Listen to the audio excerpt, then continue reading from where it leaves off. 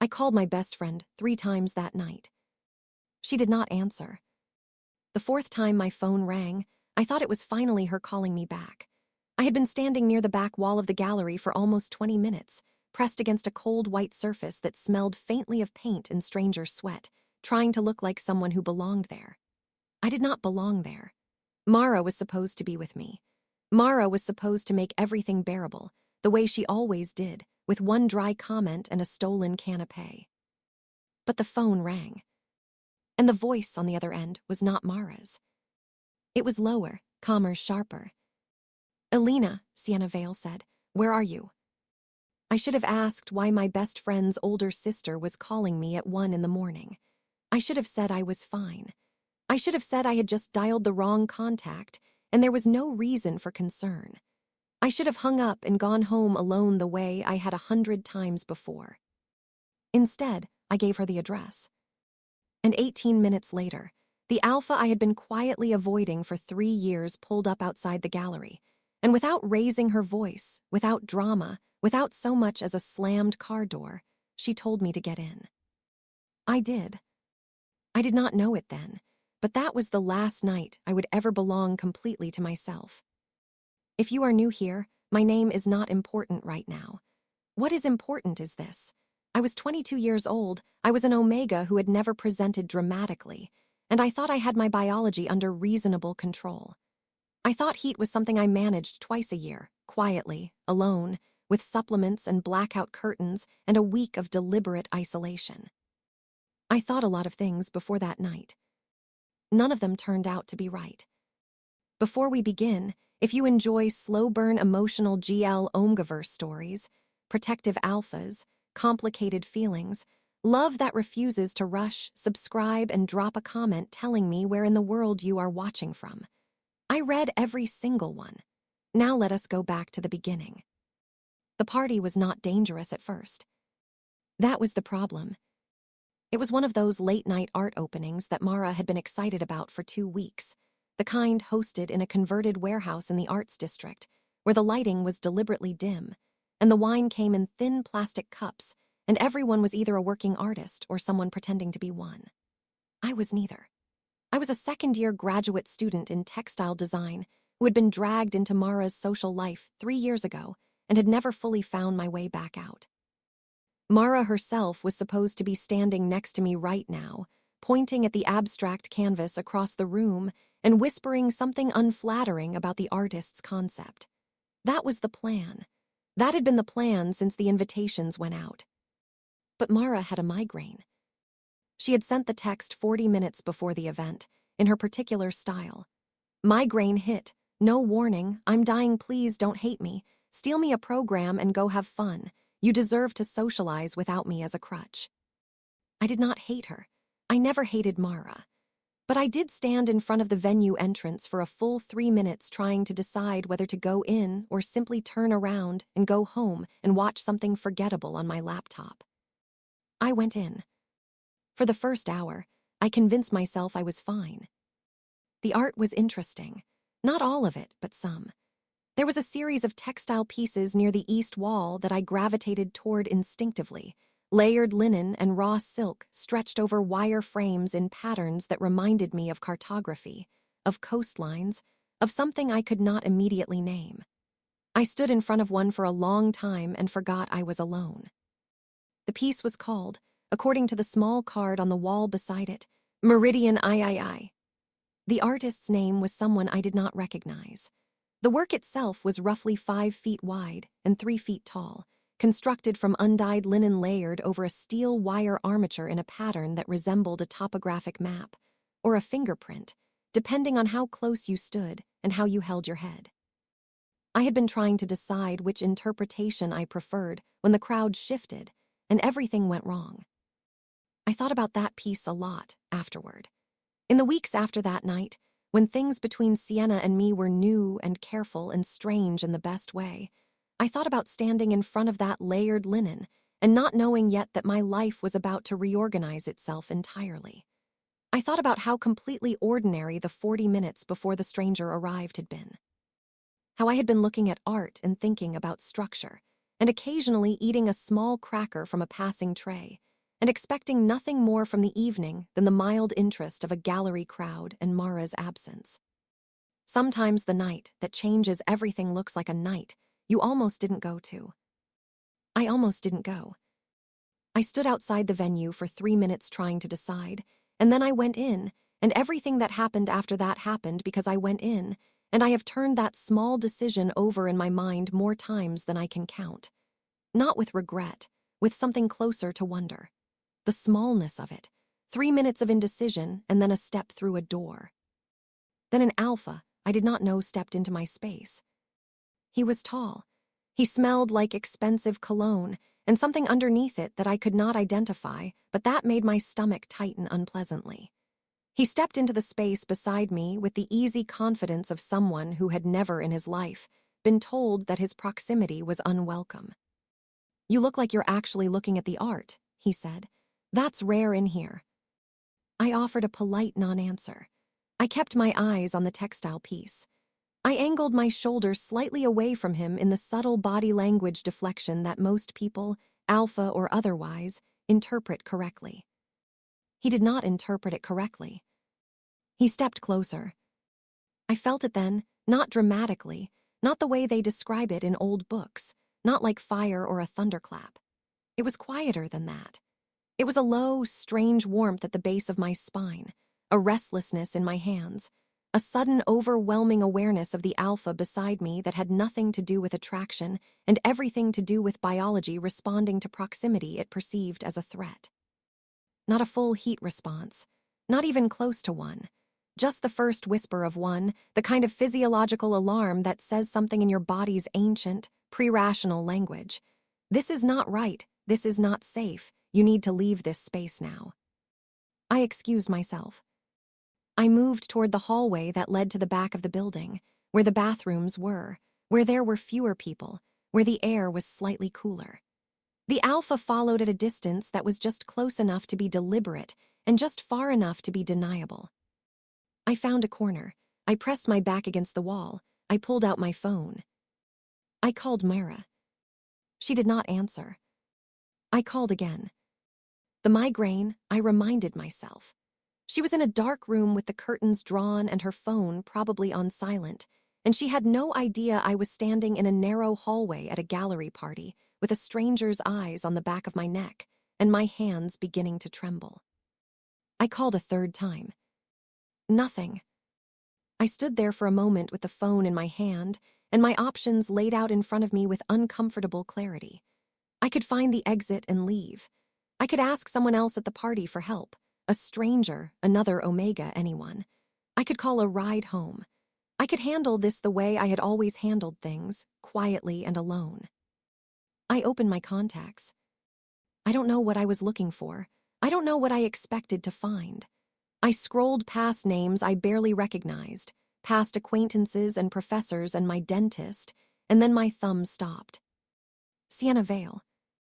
Mara's older sister, 34 years old, emergency room physician, an alpha, someone I had been carefully, deliberately, silently keeping at arm's length for 3 years, for reasons I had never examined too closely, because examining them too closely felt dangerous in a way I could not explain.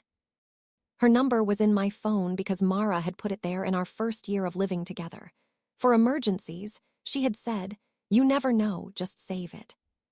I pressed call. It rang twice. "Elena," she said, "where are you?" Her voice was exactly what I remembered. Low and level, with that quality of complete stillness that I had always associated with her and never quite found in anyone else. Not cold, not distant, just settled, like whatever was happening on her end was entirely under control. I gave her the address. "Stay where you are," she said. "Don't move from that spot, 18 minutes. She hung up. I stayed where I was. I did not move. 16 minutes and 40 seconds later, she texted, "Outside." Sienna's car stopped at the curb without drama.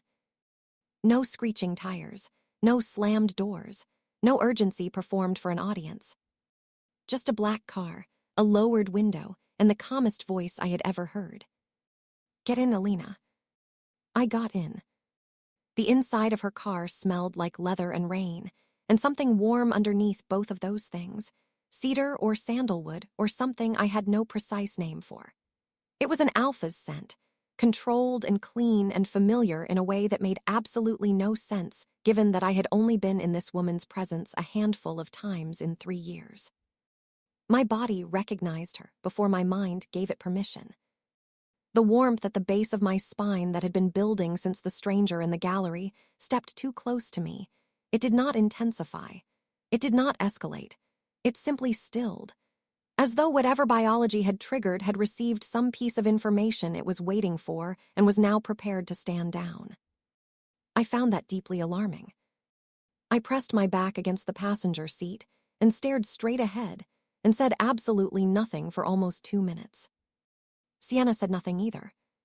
She merged into traffic with the unhurried confidence of someone who had done difficult things under pressure for so long that calm had become her resting state. She did not ask me what happened at the gallery. She did not ask me if I was all right. She did not fill the silence with reassurance or questions or the careful, probing attention of someone who wanted to extract a story.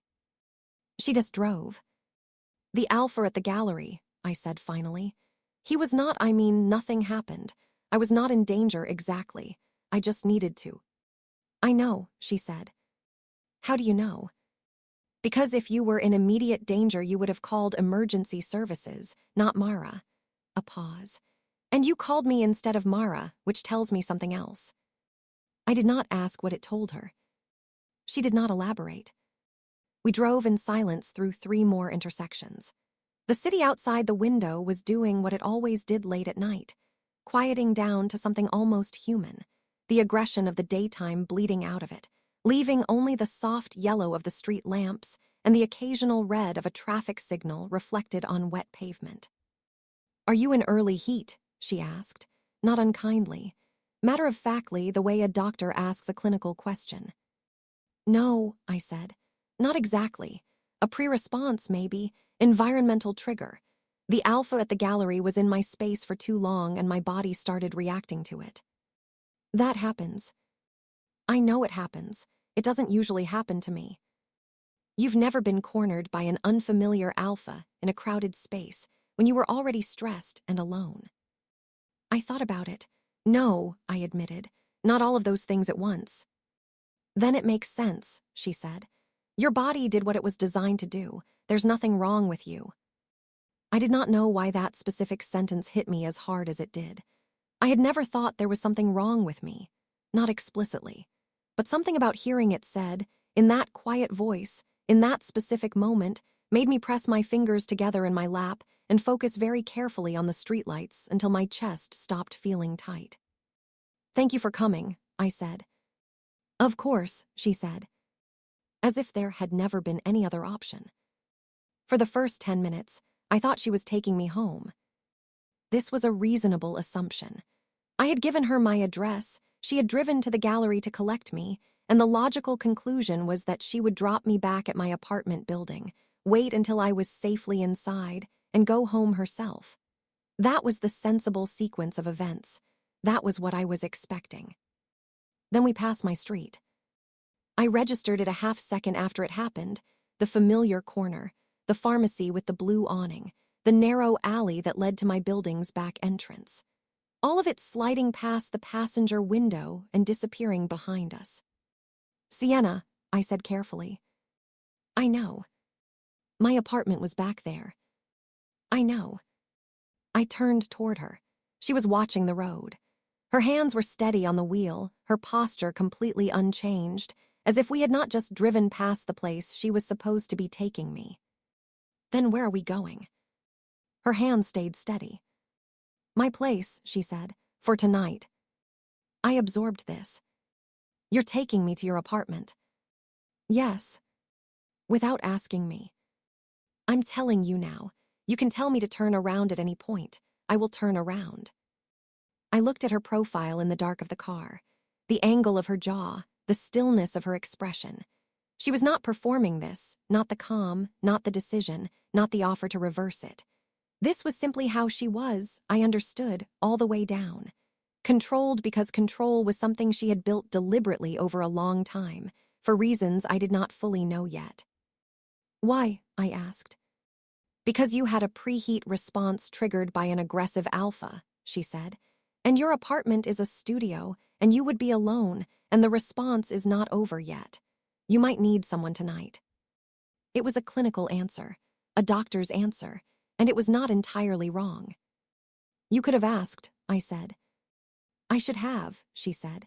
That was my mistake. Tell me to turn around and I will. The city moved past us. The lights changed from the amber density of the commercial district to the quieter, wider streets of the residential blocks north of the park, the ones with more trees and less noise. I had been in this part of the city before.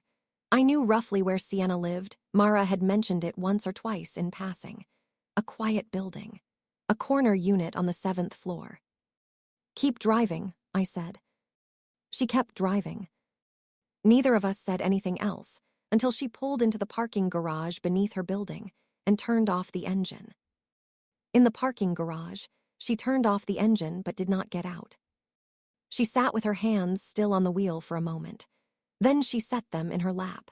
She turned toward me, and I turned toward her, and we were two people in the quiet of an underground parking garage at 1:30 in the morning, and she looked at me with the same unreadable steadiness she always had and said, "You can say no." I looked at her. "If you want me to take you home right now, I will. I'll drive you back to your apartment. I'll wait until you're inside. I'll leave and you'll never have to explain anything about tonight if you don't want to." "And if I go up?" I asked. "Then you sleep in my guest room and I leave you alone, and in the morning I drive you home or you take a cab, whichever you prefer. Nothing happens that you don't want to happen. I don't—" She stopped, started again. "I don't want you here because you feel like you owe me something for coming to get you. That's not what this is." I watched her face. There was something in it that I could not immediately name. Not tension, exactly. Not the careful blankness of someone hiding something. It was more like effort. Like she was being very precise with her words because she understood exactly how much weight they carried, and she did not want to get a single syllable wrong. "What is this, then?" I asked. She held my gaze for a beat longer than was comfortable. Then she looked away, back toward the gray concrete wall of the parking garage, and said very quietly, "Concern. For right now, just concern." The strange thing was, I believed her. Not because I was naive. Not because the warmth of her car and the steadiness of her voice had made me temporarily lose my critical judgment. I believed her because in 3 years of knowing Sienna Vale, in all the family dinners and chance encounters and the handful of real conversations we had actually had, I had never once caught her in a performance. She did not posture. She did not manage impressions. She simply was what she was, and right now what she was telling me was the truth. "Your place is fine," I said. "Okay. But I want coffee in the morning." Something shifted in her face. It was not quite a smile. It was the thing that lived in the same neighborhood as a smile, but had been there longer and run deeper. "Already have it," she said. We got out of the car. Her apartment was quiet, in a way my body understood before my mind did. No loud music. No traffic noise bleeding through thin walls. No distant arguments or the particular hum that cheap appliances made when a building was too old and too full of people. Just clean, deliberate quiet and warm amber light from the lamps she turned on as she moved through the space, and the smell of her everywhere cedar and rain and something warmer underneath, familiar to me now in a way that I decided very firmly not to examine. The apartment itself was not what I had imagined. Something minimalist, maybe all neutral colors and clean surfaces and the careful restraint of someone who spent most of their life at work and had designed their home as a space for efficiency rather than living. I had imagined it the way you imagine something about a person you have observed at a distance, in outlines, without texture. The reality had texture. Books on 3 of the 4 walls in the main room, organized by size rather than subject, which told me something. A worn armchair near the window with a reading lamp angled precisely over it, and a cloth bookmark tucked into the spine of something left face down on the side table. Framed prints in the hallway, black and white, not decorative but specific, anatomical drawings, architectural cross-sections, things she had chosen because she found them interesting rather than because they looked correct.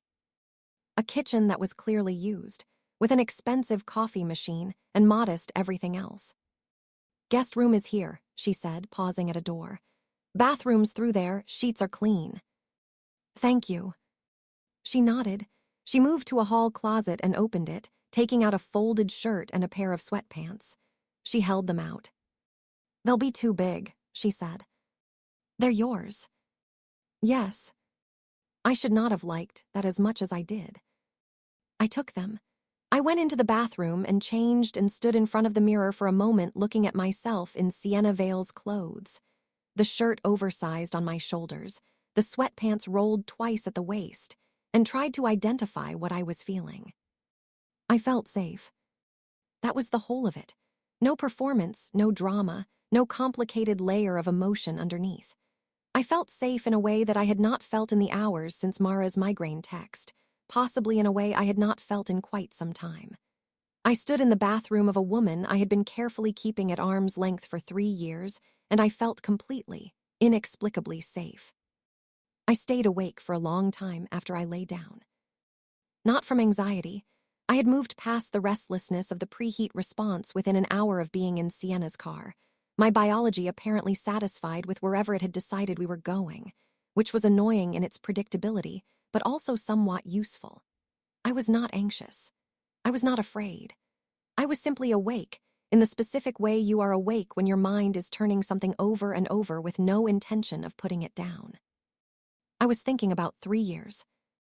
I had met Sienna Vale at a Thanksgiving dinner in Mara's family home, the November of our first year as roommates. I had gone because Mara had asked me to come, and I had nowhere else to be, and the dinner had been warm and loud, and full of relatives who treated me with the uncomplicated generosity of people who loved Mara, and therefore extended that love outward to anyone Mara brought home. Sienna had arrived late. She had come from the hospital, Mara told me quietly. "She always comes from the hospital. She's been on for 32 hours. Don't be put off by the quiet." I was not put off by the quiet. What I was, if I was going to be honest with myself at 1 a.m. in a stranger's guest room, was immediately and uncomfortably aware of her. Not in the way I had felt at the gallery, not the biological alarm of proximity to an unknown alpha. In a different way. In the way you become aware of a gravitational field, not because it announces itself, but because you find yourself orienting toward it without having decided to. I had noticed Sienna the way you notice something that matters before you know why.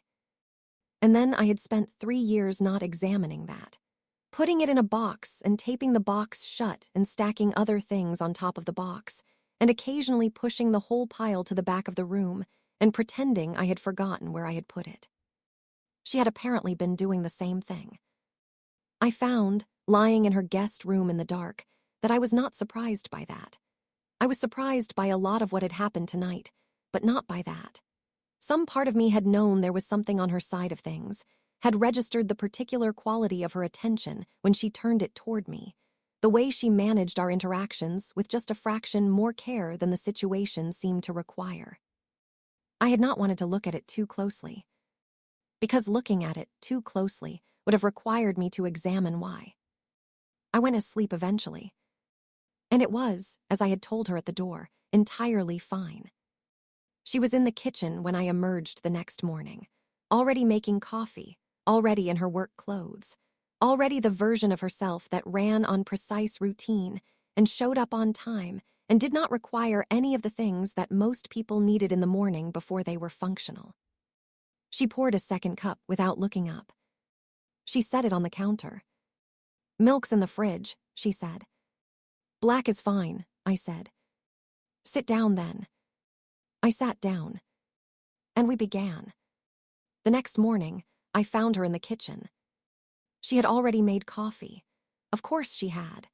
The machine was on, the smell of it thick and good and present in the apartment before I had even opened the bedroom door, and she was standing at the counter in the same quiet way she did everything, without urgency, without announcement, simply there.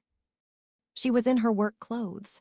Navy scrubs, hair back, the controlled efficiency of someone whose profession ran on controlled efficiency. She would be going in later, I assumed.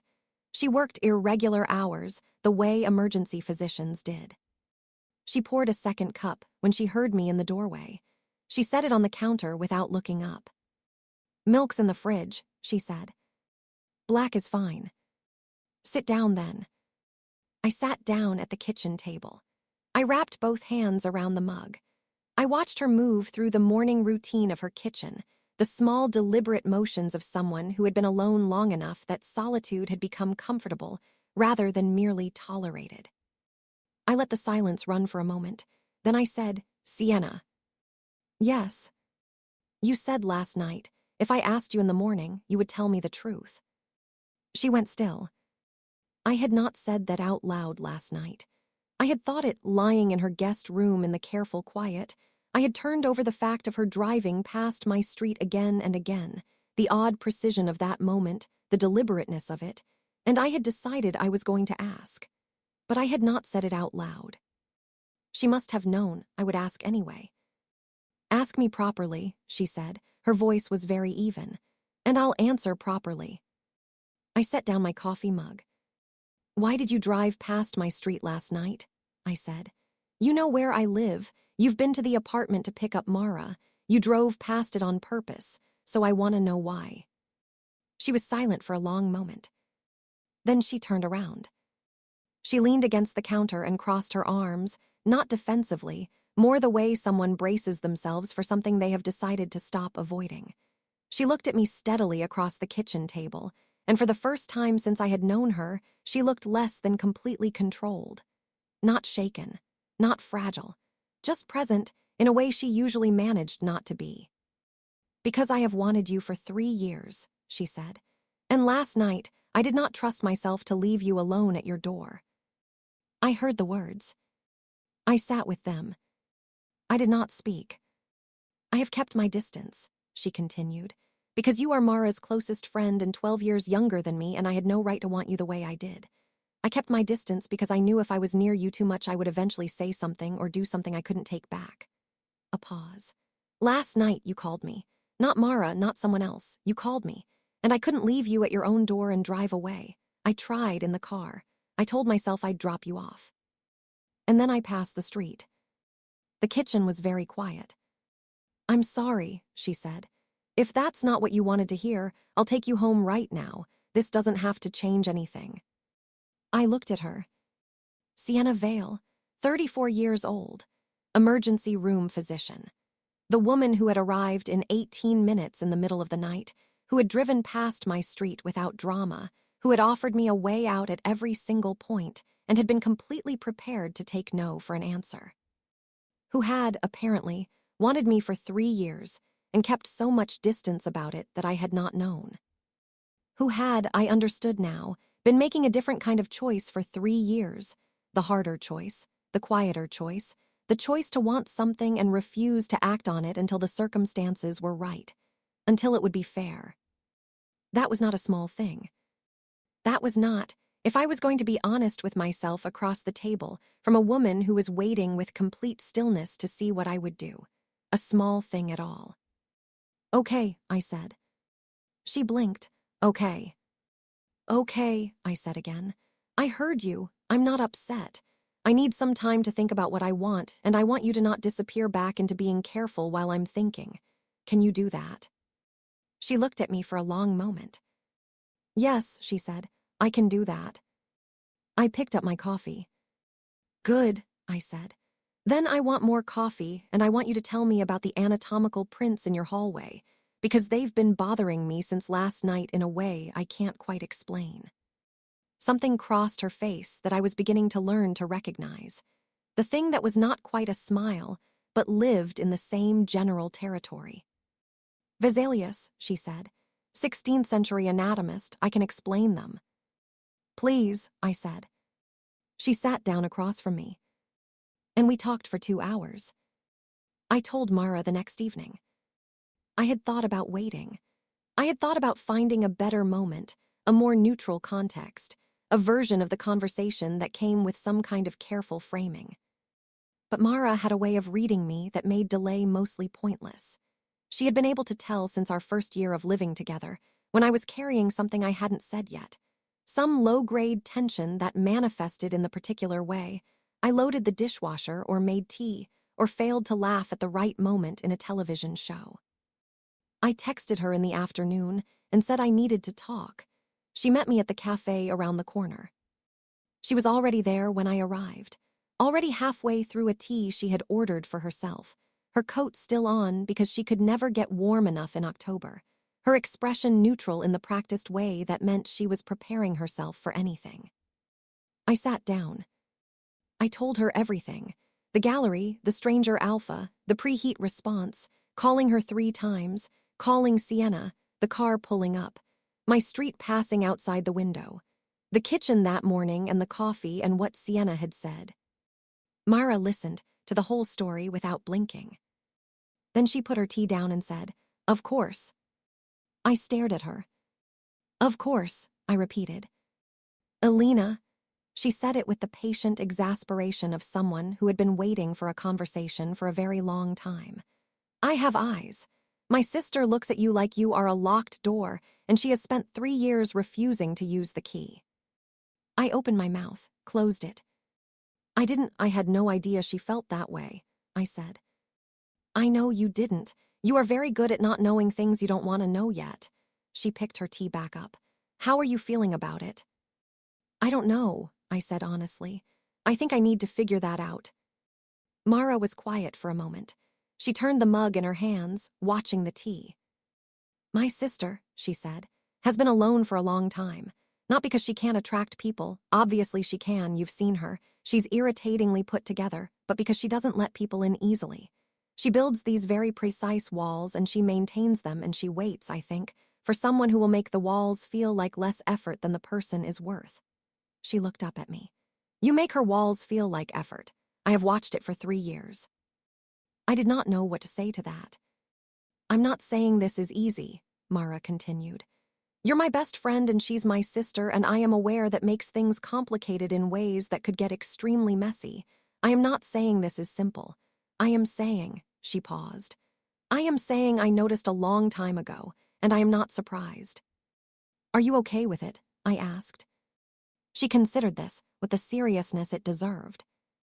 "Ask me again once you've figured out what you want," she said. "But for right now, in this cafe, with my tea, my preliminary answer is that I love you both, I support you both, and if either one of you makes me into an emotional messenger between you, I will move countries." "That's fair," I said. "It's very fair." She picked up her cup. "Now tell me everything she said again from the beginning because I need details." I told her everything from the beginning. She listened, this time without the practiced neutrality. Just with the attentiveness of someone who cared about everyone in the story and wanted them all to be okay. That was Mara. That had always been Mara. I was very lucky to have her.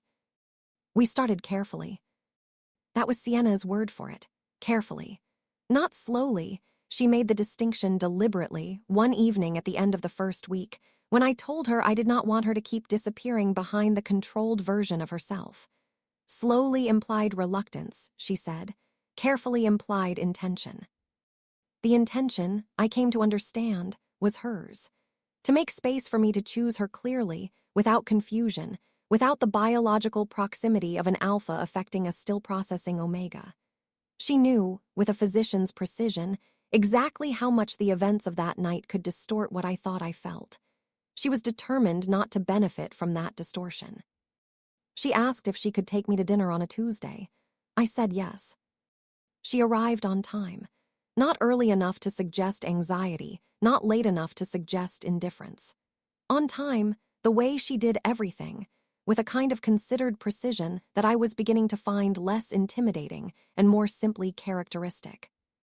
The restaurant she had chosen was not impressive in the way that expensive restaurants are impressive. It was quiet. Good food, serious wine list, the kind of place where conversations were the point rather than the decor. I liked it immediately. She noticed that I liked it and seemed quietly satisfied with this, though she said nothing about it. We talked for 3 hours. Not about the gallery, not about the night in her apartment, not about the confession in her kitchen. We talked about her work, the emergency room at 1 in the morning, the specific training required to make quick decisions without adequate information, the strange peace that came with it sometimes. We talked about my program, about textile design as a discipline, about the relationship between structure and chaos in woven work. We talked about Mara, and about the city, and about the anatomical prints in her hallway, which had apparently belonged to a professor of hers who had left them to her in a will, and I had not been expecting that at all. She paid the bill without my noticing. Outside the restaurant, the city was doing its late evening thing. I said I could take a cab home. She said she would drive me. We walked to her car and I thought, this is the part where she turns careful again, where the walls go back up, where the warmth of the dinner becomes the professional distance of the drop-off. Instead, she said, come up for a bit. I said, yes. We sat on her couch for another hour with different wine and the lamp by the armchair on, and a conversation about nothing important that felt, unexpectedly, like everything important. She sat at the other end of the couch and kept her distance, and I thought, she is working so hard at this. She's trying so carefully not to make me feel pressured that the effort of it is visible to me now that I know to look. I found it one of the most considerate things anyone had ever done for me. I also found it somewhat maddening, in the specific way that something considerate can be maddening when you are beginning to want things that consideration is temporarily preventing. Sienna, I said. Take me home. She looked up from her wine glass. Okay, she said. And tomorrow, I paused. Don't go back to being careful in the way that means distant. I know the difference now. She held my gaze. I have one rule, she said. What rule? I'm not kissing you for 2 weeks. I stared at her. You are making rules against yourself. Yes. That seems extreme.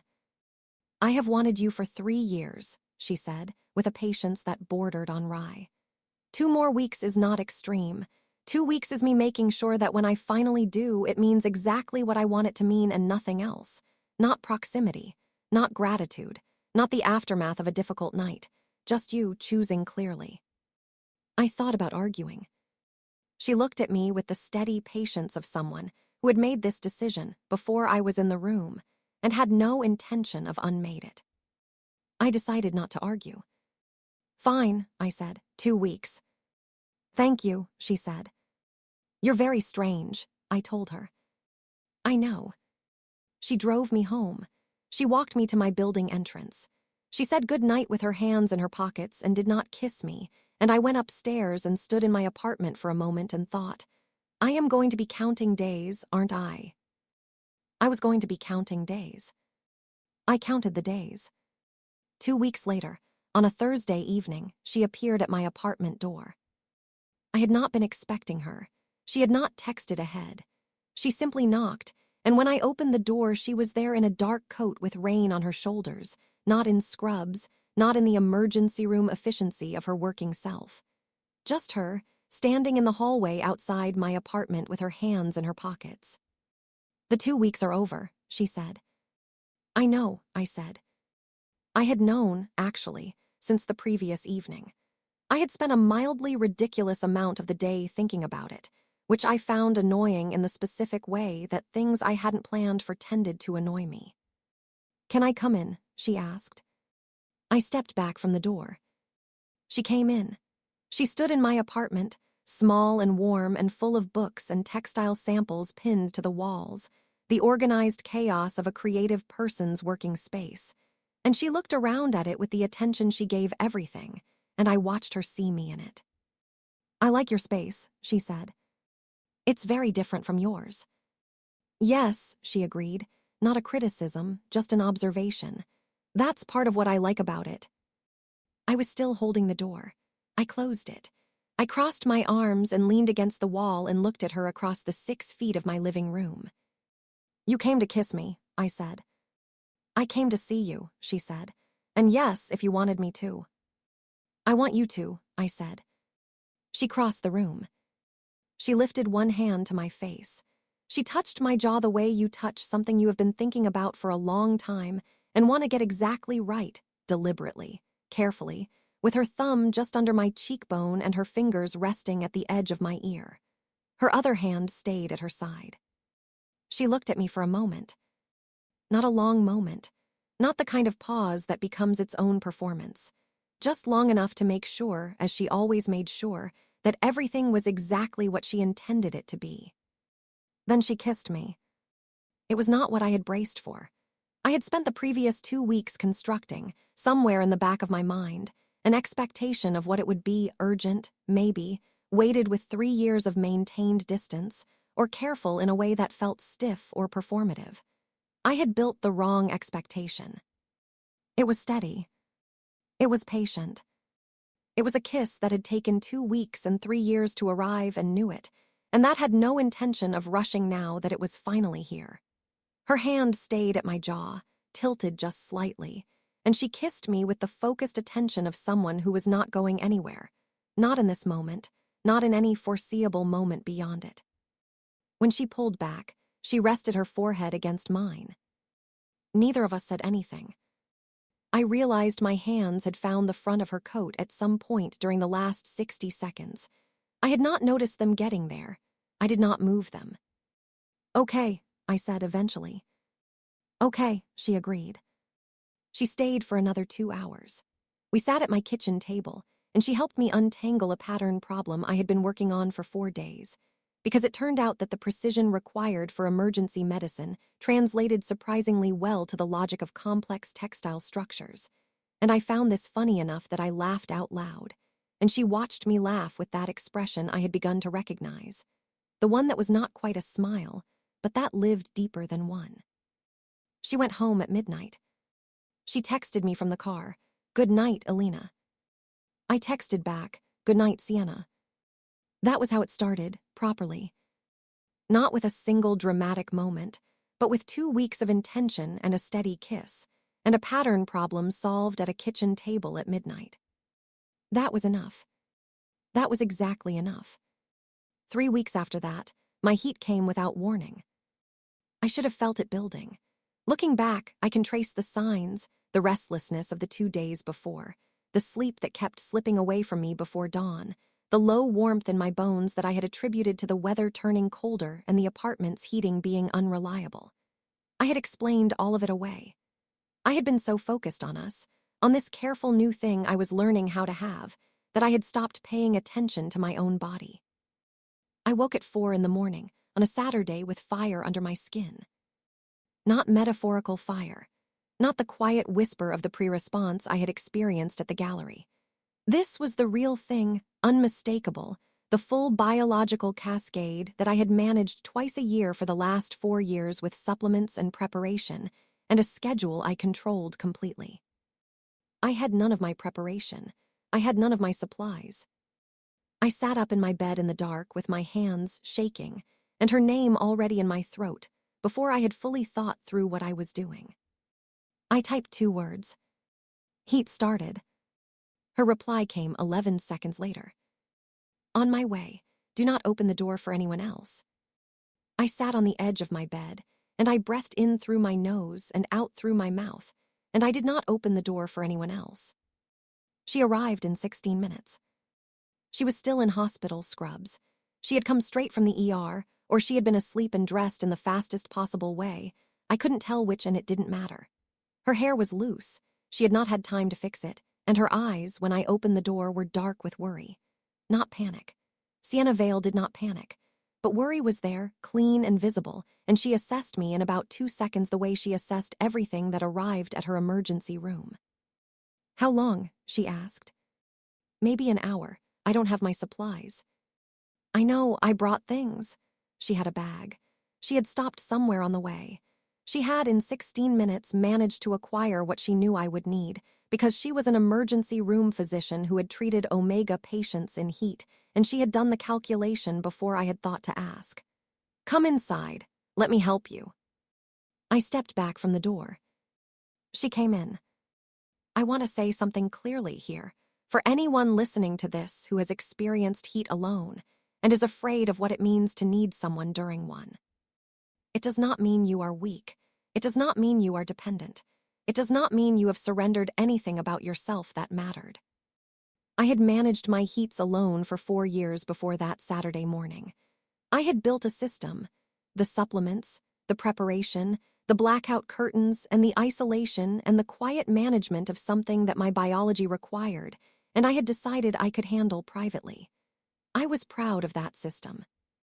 I had constructed it deliberately because the alternative, needing someone during a heat, being in that state of biological vulnerability with another person present, had always seemed to me like a threshold I did not want to cross without absolute certainty. I had absolute certainty. I did not plan for it to happen that way, early and unscheduled, in an apartment without supplies, with 16 minutes between my text and her knock. But I had absolute certainty, and she was there, and the difference between what I had managed alone before and what I moved through with her steady hand on mine, that difference was not small. She stayed for all of it. She stayed through the worst hours, through the fever weight of the peaks, through the in-between stretches of exhausted half-sleep. She made me drink water. She changed the sheets when I couldn't do it myself. She sat beside me and she held my hands when I needed someone to hold them, and she kept her voice low and steady the way she kept everything. And she said the same words over and over in the worst moments, pressed close, her forehead against my temple. "You're safe, I've got you, I'm not leaving." She did not cross a single line that had not been made explicit and clear. She did not use the heat as a threshold to push through. She stayed exactly where I needed her to be and not one fraction beyond it. And if you have never been with someone who had the self-discipline to manage that, to be needed and not take more than you were offered, then I cannot fully explain to you what it meant. I can only tell you that when the fever finally broke, sometime in the early hours of the second morning, and I lay still in clean sheets with her hand wrapped around mine, I felt something settle in my chest that I had no precise word for. Something that felt like the opposite of alone. "Sleep," she said softly. I slept. When the heat finally faded completely, Sienna was still there. Exhausted. I could see it in her, the dark beneath her eyes, the particular careful quality of her stillness that was different from her ordinary stillness. The way she was holding herself together with the professional competence of someone who had been awake for too long and was too experienced to let it show more than it already did. She was still holding my hand. She had been holding it when I fell asleep, and she was holding it now, and I understood, looking at her in the gray morning light of my apartment, that she had simply not put it down. "You need to sleep," I said. "I will," she said, "in a minute." "Sienna." "Alina," she said my name quietly, and there was something in it that made me stop. She looked at me, and her expression, usually so controlled, usually so precisely what she intended it to be, was open in a way I had only seen a few times before. In the kitchen that first morning. In the doorway of my apartment 2 weeks before tonight. "I need to ask you something while you're clear." "I'm clear," I said. "I know, that's why I need to ask it now." She shifted slightly, and her thumb moved once across my knuckles in the absent way it had done for 2 days now whenever I was distressed. "Not because of the heat, not because of proximity or instinct, or because you needed me and I was here. I want you to know I'm asking from the other side of all of that." I understood what she was asking. I understood before she said it. But she said it anyway, because she was Sienna and she did things properly. "Will you let me claim you?" she said. "Not because biology says you should, not because the last 2 days made it feel necessary, because you choose me." The room was very quiet. I thought about the night she arrived in 18 minutes. I thought about my street passing outside the window of her car. I thought about the guest room that smelled like cedar, and the coffee already made in the morning, and 2 weeks of a rule she made against herself because she wanted me to be sure. I thought about 16 minutes on a Saturday morning in scrubs, and a bag of supplies, and a hand that had not let go. I thought about 3 years of maintained distance from a woman who had apparently wanted me the whole time, and had decided, for reasons she understood better than I did, that wanting me was not enough reason to make me feel it before I was ready. I thought about what it meant that her first question, after everything, was still about what I wanted. "Yes," I said. Her eyes did not change. Her expression did not change. But something in her went very still in a way that was different from her ordinary stillness. something that I understood with the clarity that comes after a heat as relief. "Because I choose you," I said, "not for any other reason." She held my gaze. "Okay," she said, very quiet. She claimed me later, when we had both slept and she had made coffee in my kitchen with the same focused care she gave to everything, and the sun was fully up outside and the city was beginning its ordinary morning, and everything felt not dramatic, not cinematic, just true. Just completely, simply true.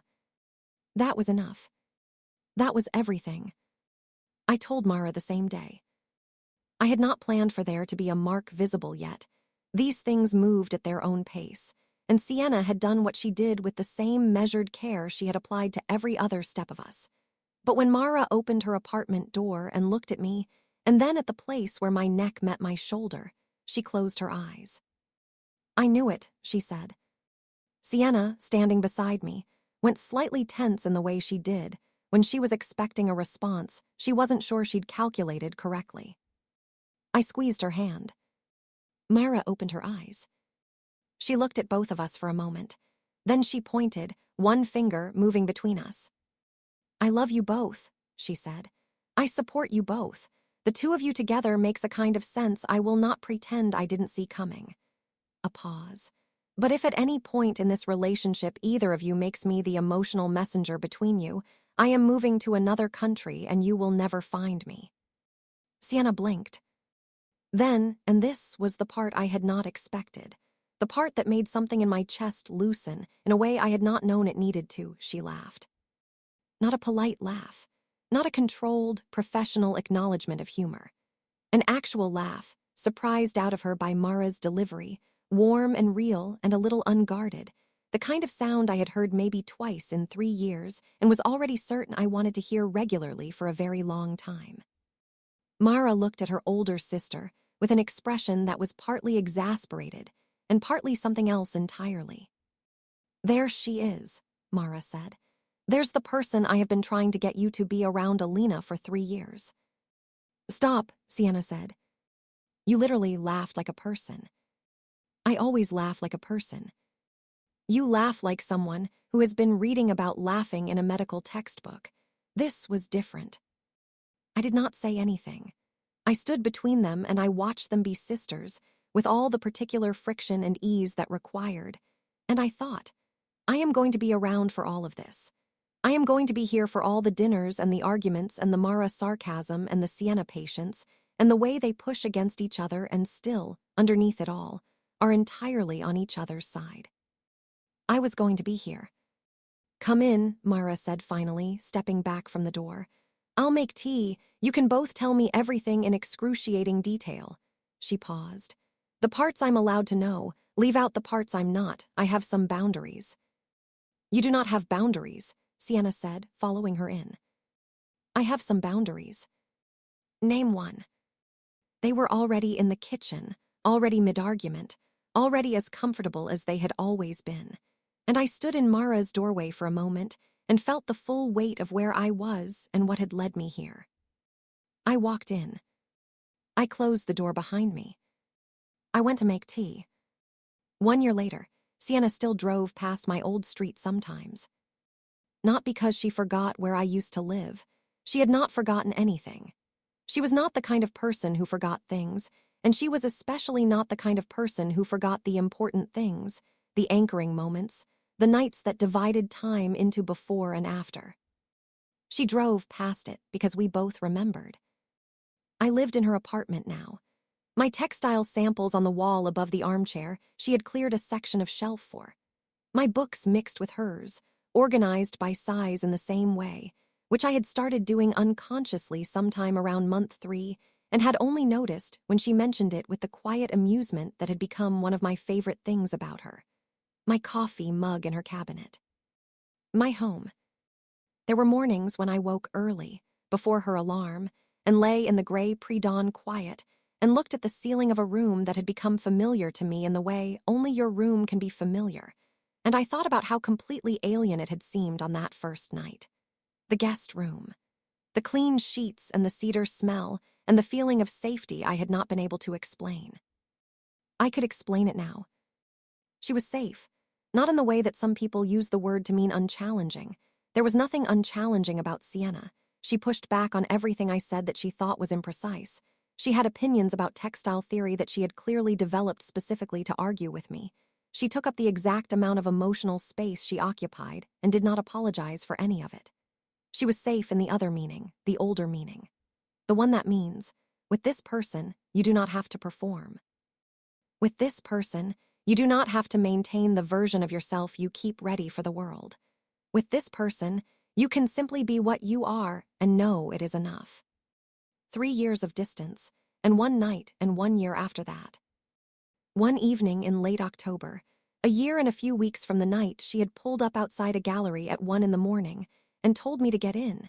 She drove us home from dinner at Mara's, and she turned down the long block that passed my old street, and I saw her glance at it as we went by.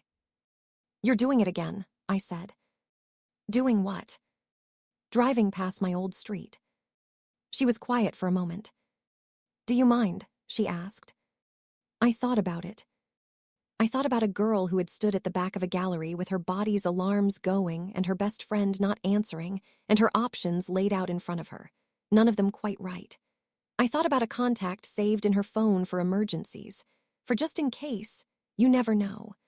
I thought about a black car and a lowered window and the calm instruction to get in. I thought about being brought somewhere I had not expected to go, and slowly, over the course of a year, understanding that it was exactly where I had needed to be. I thought about the word home, what it had meant to me before, what it meant now, how those two meanings were not as different as I had once imagined, because home was never the building. Home was always the particular quality of quiet that existed in one specific place where someone who knew you completely was already making coffee when you came out of the bedroom. "No," I said, "I don't mind." She nodded once. She kept driving. The city moved past us the way it always did, amber and quiet and familiar.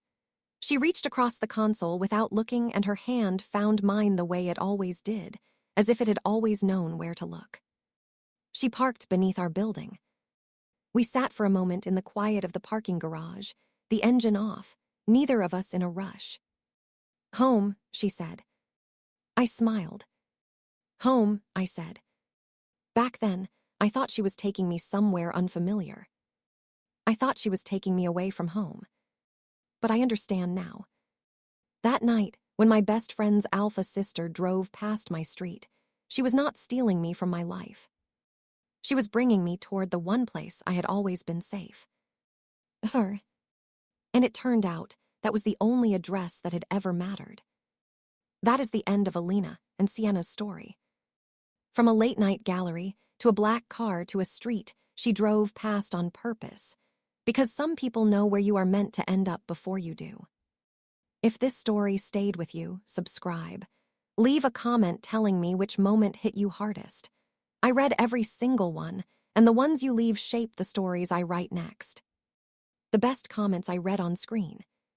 So if you want to see your words in the next video, tell me where you are watching from, and tell me why you stayed until the end. I will see you in the next story.